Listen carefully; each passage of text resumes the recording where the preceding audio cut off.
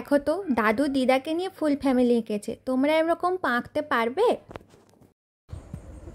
বুকে এসেছে চোখ, চোখ, আইবো, আইবো, ও বাবা, হ্যাঁ, আর জিভ, দাঁত, একটা লিচ, একটা জোরে, আর নাক, নাক, নাক, বাবা।